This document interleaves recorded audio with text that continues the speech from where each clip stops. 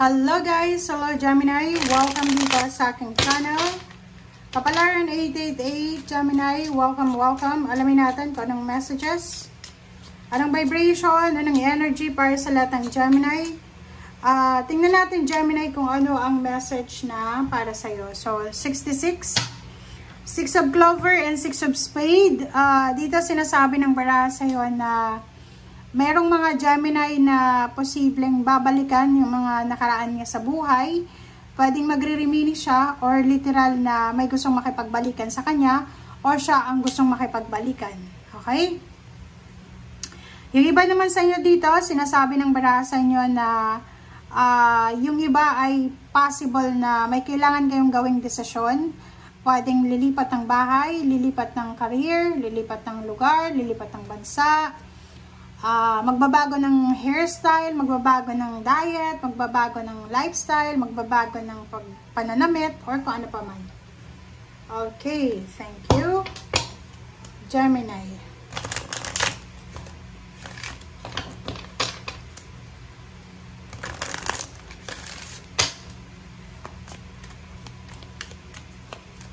Gemini. Kumuha tayo dito ng 1 card.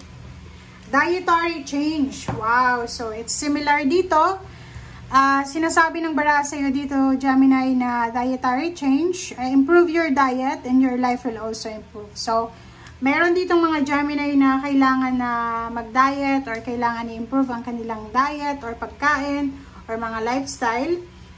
Dahil kailangan ng improvement. It's either for prevention ng sickness or kailangan nila to para sa kanila. Parang sa kanila lang, gusto lang nila na mabago yung takbo ng kanilang buhay.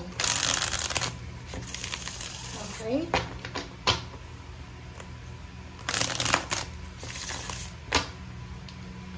Okay, Gemini.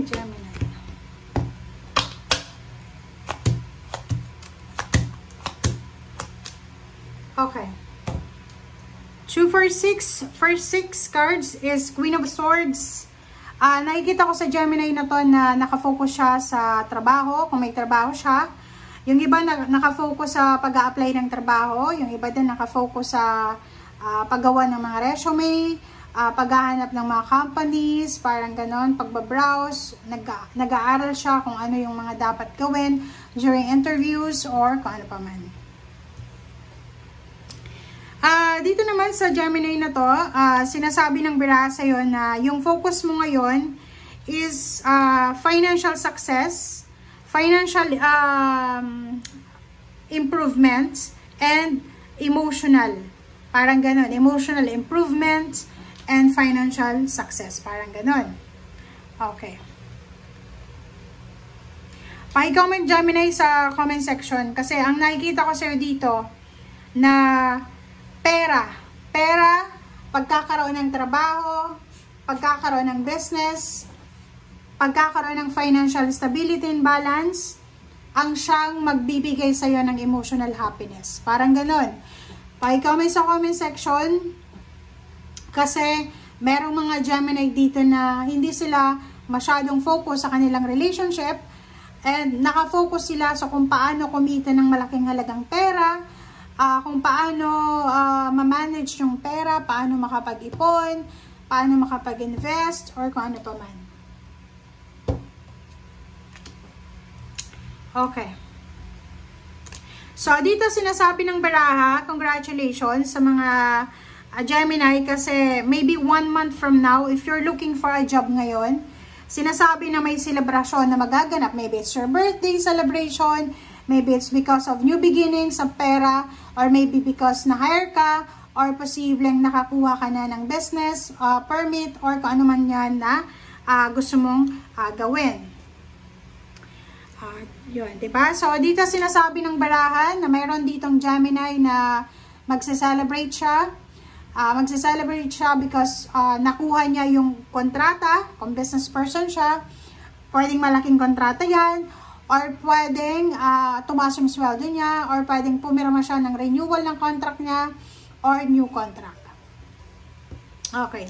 Next card natin is 3 of Swords, and then 4 of Swords.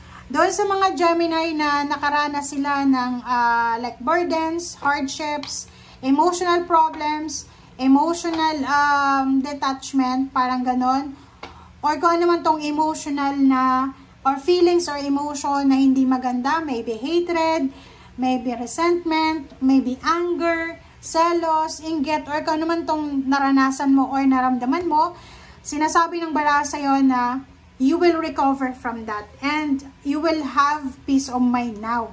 So, sinasabi ng bara sa'yo na kung halimbawa na dumaan ka sa kung ano man na pagsubok, just stay positive, okay? Stay ka lang dyan sa lugar kung nasaan ka. And wag kang masyadong mag-alala kasi ibibigay sa'yo ng universe yung recovery, yung healing, and yung peace of mind. Okay?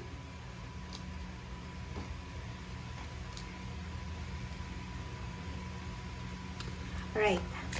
So, dito naman sa 3 cards na to, sinasabi ng bara sa'yo dito na Ace of Wands, 9 of Swords, and 8 of Cups.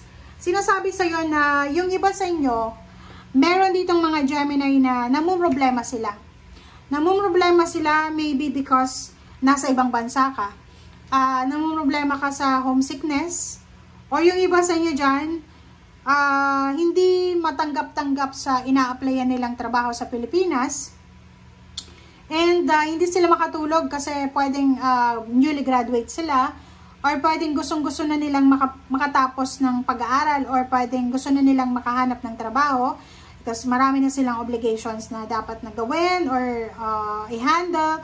And sinasabi ng bara sa'yo dito na isa sa mga kumbaga ways para masettle mo yung mga financial issues mo is yung subukan mo na magtrabaho sa ibang bansa. Or pwedeng lumipat ng ibang lugar. Umalis sa kasalukuyan mong kinalalagyan sa ngayon and subukan yung pagta-travel.